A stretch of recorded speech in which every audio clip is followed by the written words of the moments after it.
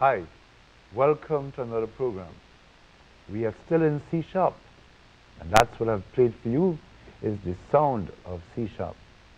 And today we're continuing the exercise of playing on the left side of the pan. And I want to remind you of the scale of C sharp so that you get your tone in your head. Now C sharp is one tone, semitone up from the note C.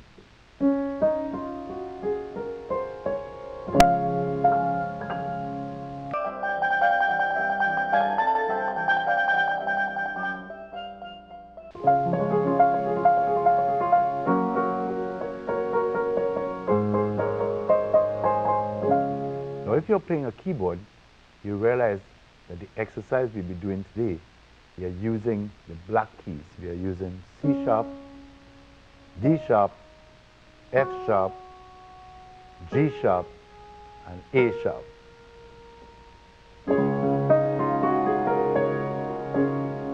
So this is why I tune your course to Darren as we go through the exercise in C sharp. In the previous program, we touched a little bit on the C sharp major scale in terms of developing your dexterity. So what we're going to do is try and reinforce that a bit by once again identifying the notes that we use when we play the C sharp major scale and doing an exercise that will help us develop our skills, our hand movement, and our dexterity. So we start off by identifying the notes again in the C sharp major scale. Start with C sharp, E flat, F, F sharp, G sharp, B flat, C, C sharp. And look at the hand movements carefully. C sharp with your left hand, E flat left, F with your right hand, F sharp left hand, G sharp left hand, B flat with your right hand, C with your right, and C sharp with your left. So that's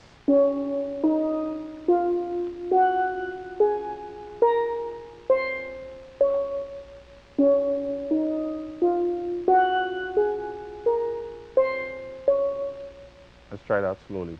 1, 2, 3, 4.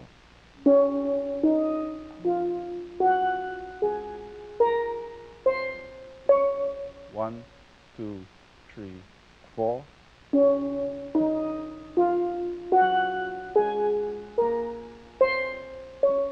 1, 2, 3, 4.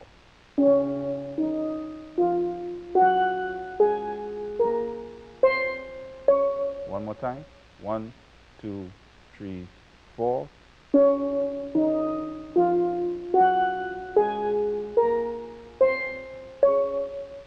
And repeating these exercises are very important in terms of developing awareness for where the notes are so that you can do it fluently, you know. Let's try that again. 1, 2, 3, 4.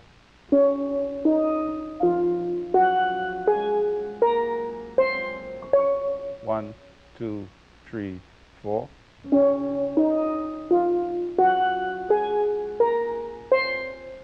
A little bit faster. 1, 2, 3, 4.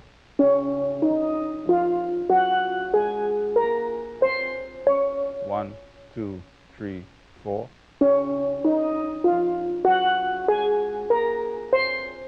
1, 2, 3, 4.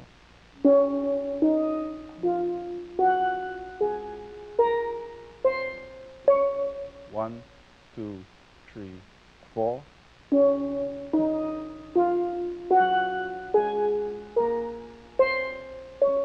1, 2, 3, 4.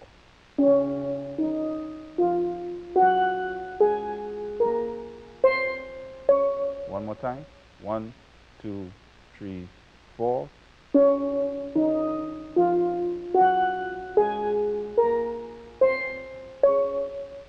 And repeating these exercises are very important in terms of developing awareness for where the notes are so that you could do it fluently, you know. Let's try that again. 1, 2, 3, 4.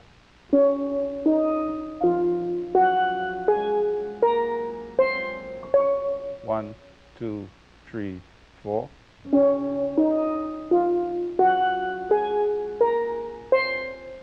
A little bit faster. 1, 2, 3, 4.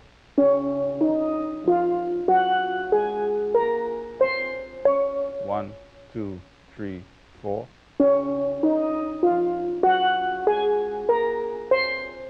One, two, three, 4.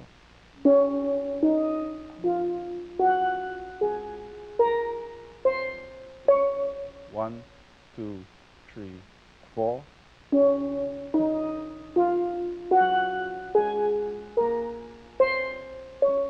1, 2, 3, 4.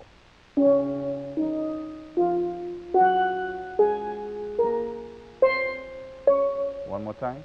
1, 2, 3, 4.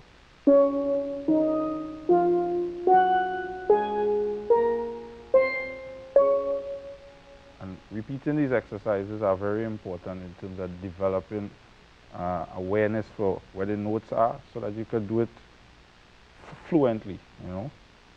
Let's try that again. 1, 2, 3, 4.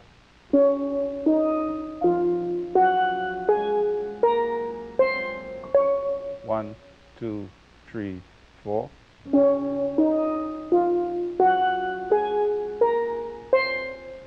A little bit faster. 1, 2, 3, 4.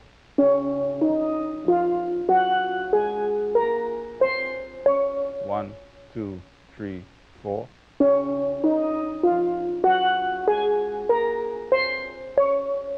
Now let's try that an octave higher. I remember when we say octaves, in the case of the C sharp major scale, starting again with C sharp, and the octave would be just inside of the pan in relation to the C sharp note that we were playing outside. C sharp, E flat, and you use the same hand movement.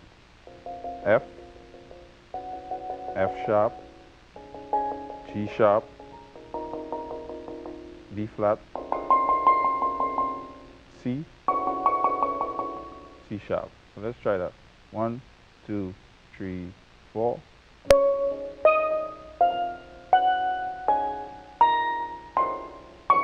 1, 2, 3, 4.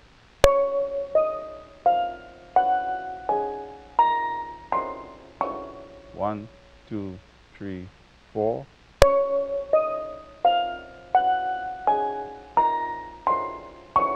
1, 2, 3, 4.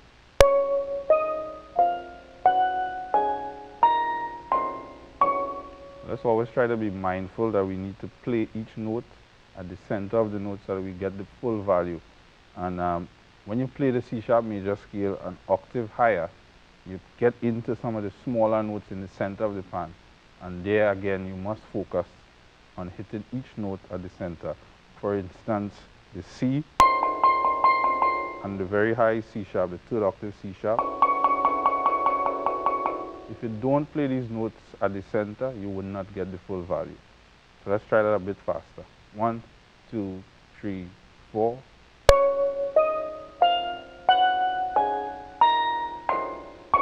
1, 2, 3, 4.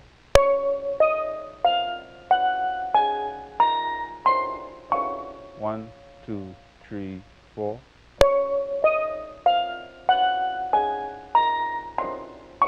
1, 2, 3, 4.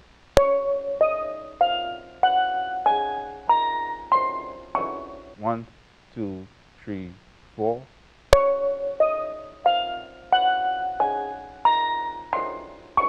1, 2, 3, 4.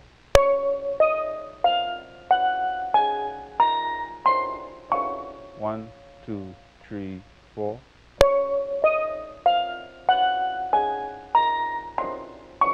1, 2, 3, 4.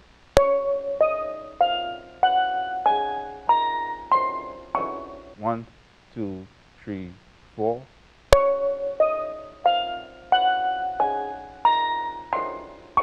1, 2, 3, 4.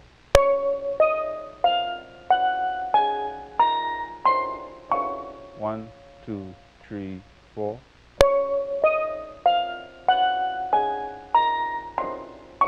1, 2, 3, 4.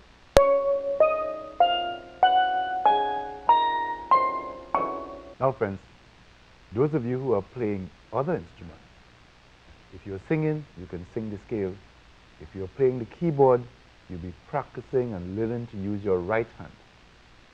If you're using your left hand, and this is where on the keyboard, whereas on the pan you use both hands, left and right. On the keyboard you can play. So you need to practice the scales both with your right hand and your left hand. Look at me again.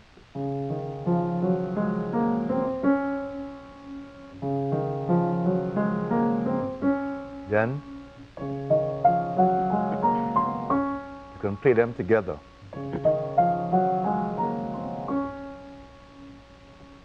The chord C sharp.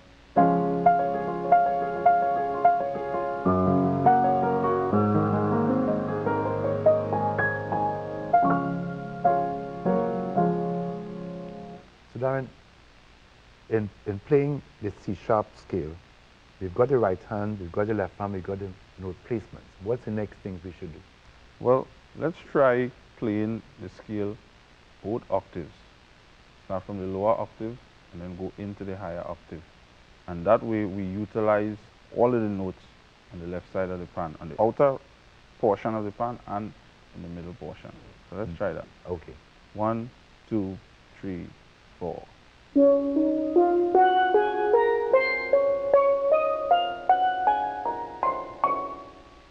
Try that again. 1, 2, 3, 4.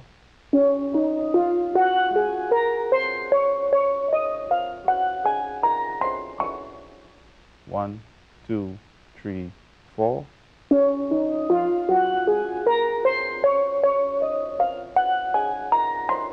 1, 2, 3, 4.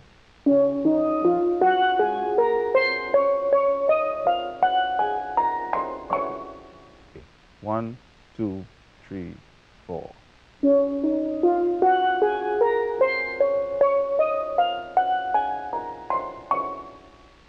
Try that again. 1, 2, 3, 4.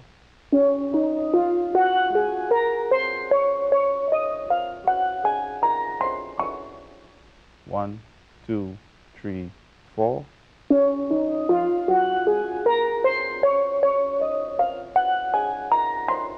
1, 2, 3, 4.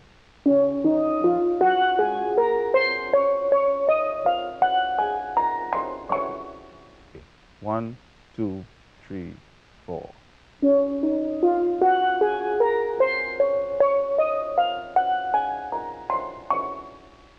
Try that again. 1, 2, 3, 4.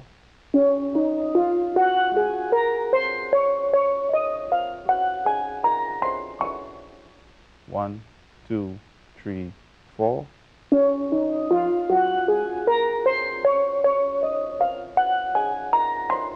1, 2, 3, 4.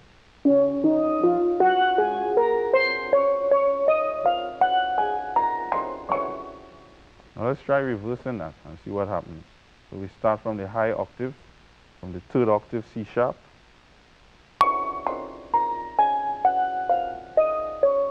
And then from the second octave C sharp you go down. Okay, let's try that. 1, 2, 3, 4.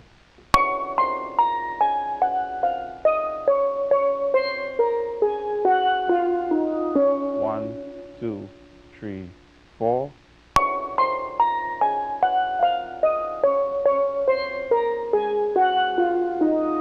1, 2, 3, 4.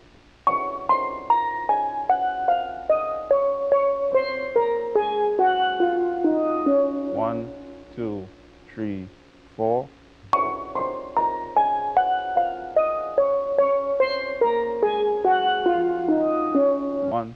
2, 3, 4.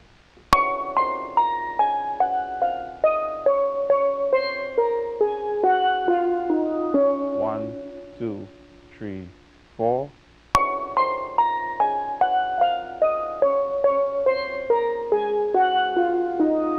One, two, three, four.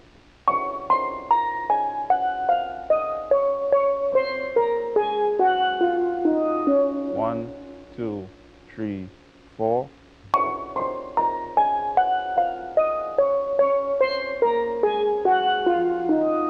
One, two, three, four.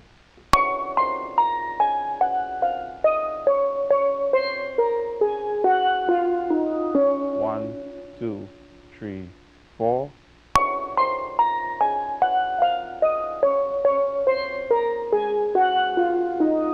One, two, three, four.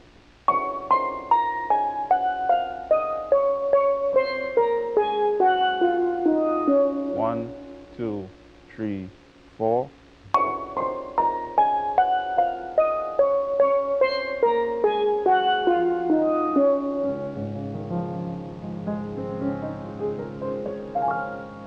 Well, friends, I hope you got it going up, got it coming back down.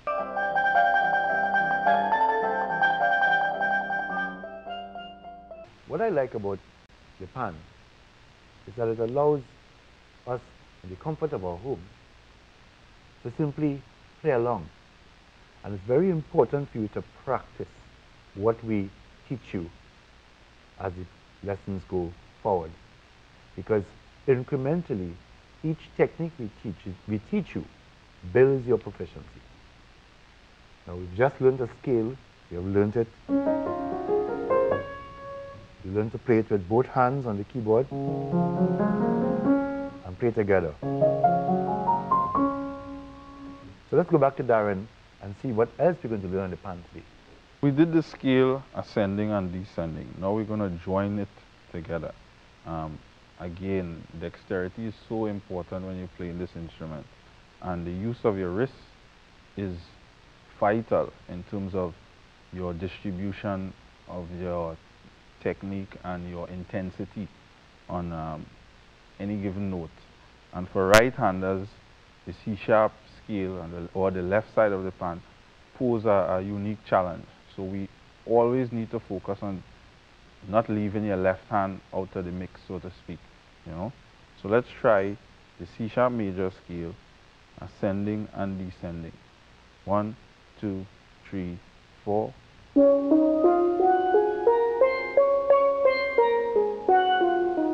1, 2, 3, 4.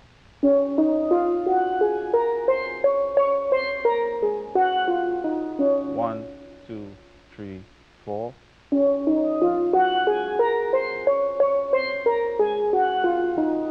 Let's try the second octave. 1, 2, 3, 4.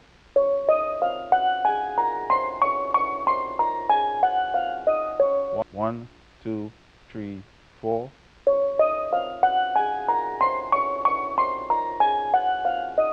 1, 2, 3, 4.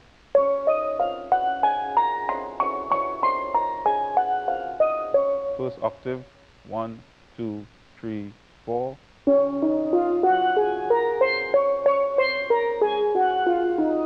Second octave. 1, 2, 3, 4.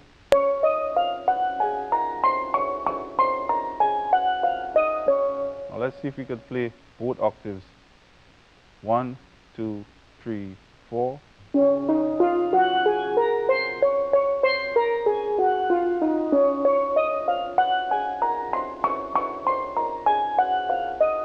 1, 2, 3, 4.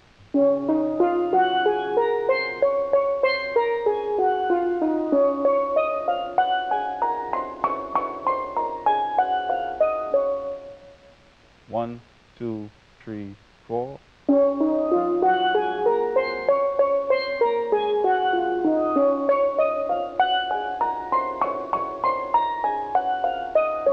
'And be very careful when you switch from each octave, because that little movement of the wrist from the low octave C sharp and the second octave C sharp is very vital in terms of how you articulate the scale. 1, 2, 3, 4.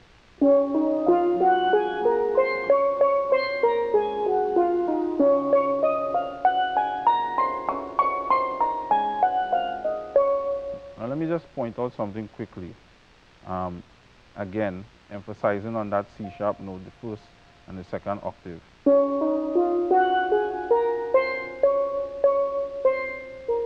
As we go back down, we now have to play the second octave C sharp with your left hand as well. So that's the transition that I'm talking about in terms of both octaves. So when you reverse the first octave,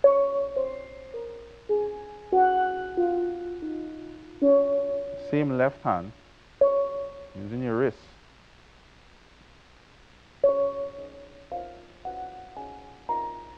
It's very important. And you'd find from time to time you're playing a piece of music and you'd be required to play 2 notes with the same hand. And it's very important that you make that transition from note to note into each passage as smoothly as possible. So let's try that again. 1, 2, 3, 4.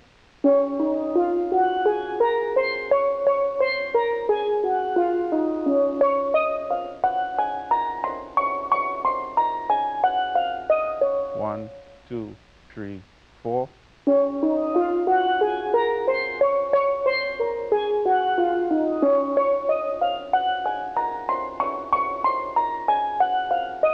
One, 2, 3, 4.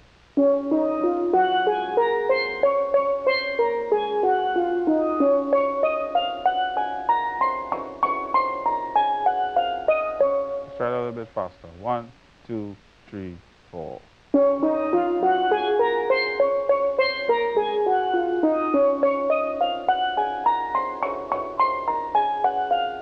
One, 2, 3, 4.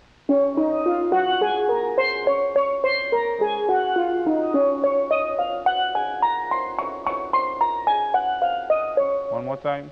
1, 2, 3, 4.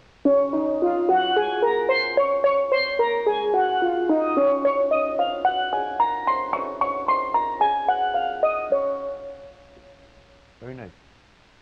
Now, Darren, tell me about the body movements.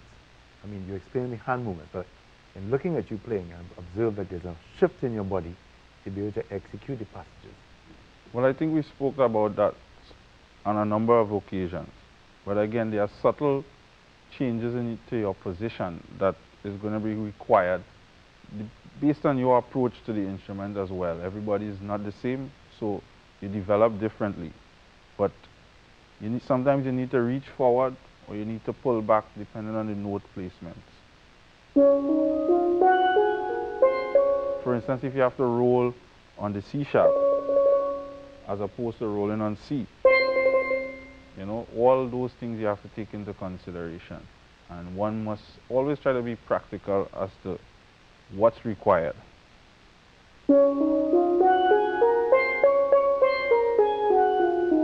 And that's the lower octave, but to play the higher octave, you might want to lean forward a bit.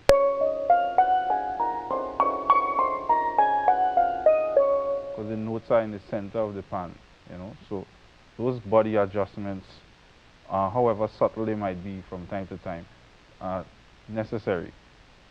That's very interesting. See, friends, to play the piano, you can sit very straight and you can play.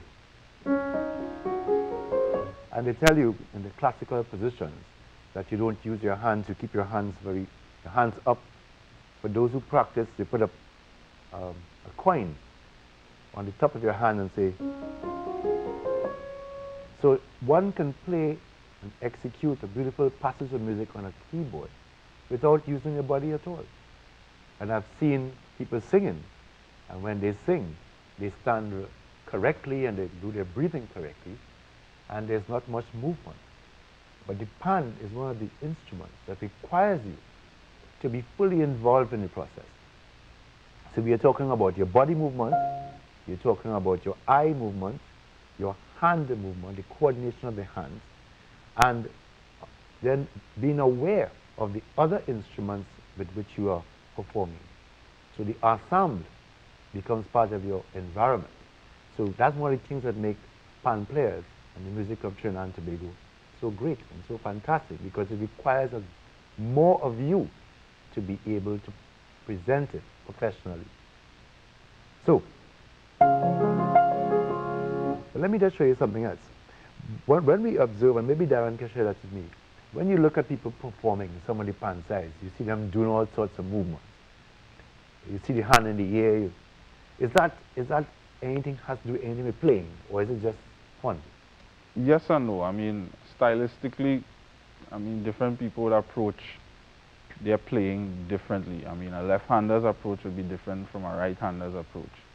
But it's very important, as you hinted, that, I mean, the communication between the players is very important. You look at a player to indicate whether this passage is coming or not. And there are lots of bands in the country that very much into the showmanship of the whole thing. And you hear people talk about feeling the music or vibes in the music and that kind of thing.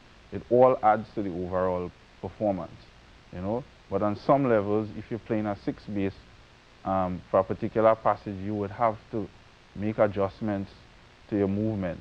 A tenor pan is only one instrument, which is basically in front of you. But even while playing the tenor, you can see that you require a particular amount of movement of the body. So it all depends on you as a player and the piece that you're performing and the vibe that you interject into the music. Right. So what we're saying, friends, is that for you, you must have your own personal style, your own personal way of interpreting and internalizing music. As you present it to others, to yourself as a medium, you are able to plan, and this is very important. I want you to don't just go up to perform and just play and whatever happen. That doesn't happen at all. In truth, what I would expect of you is that you prepare, you rehearse, and you're able to look at yourself in the mirror, put up a mirror, and see what you look like to others before you present yourself in public.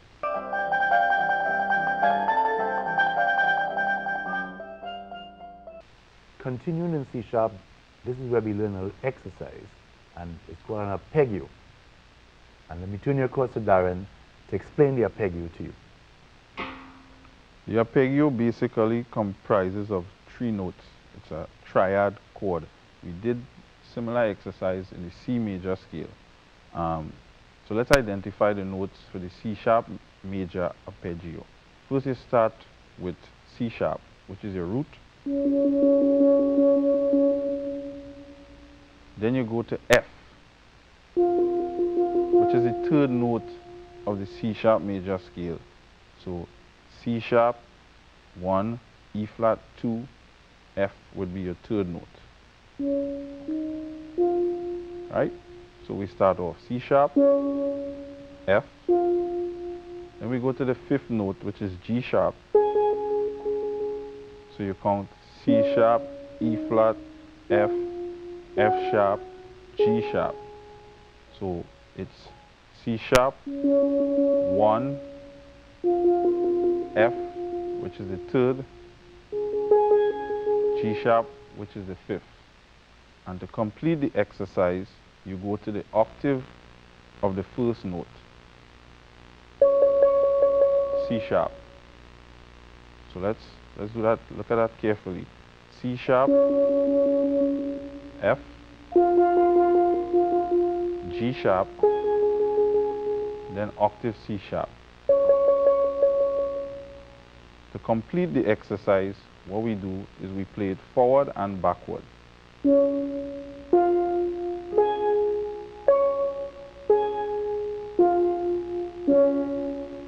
So after we get to the 2nd octave C sharp, we go back down, G sharp, F, C sharp. So we go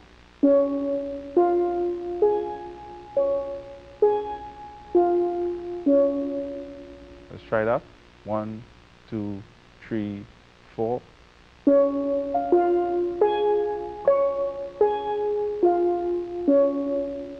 1, 2, 3, 4.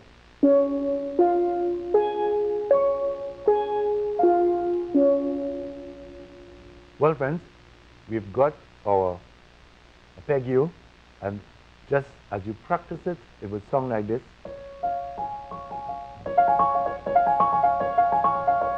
See how fast you can play it? Well, fellow musicians and students, we thank you for being part of our program today. Now, let's go over what we learned very quickly. We have been learning the C-sharp scale. We have learned to play it in one octave, the second octave, and more importantly, we are completing the left side of the pan, and we have learned an arpeggio.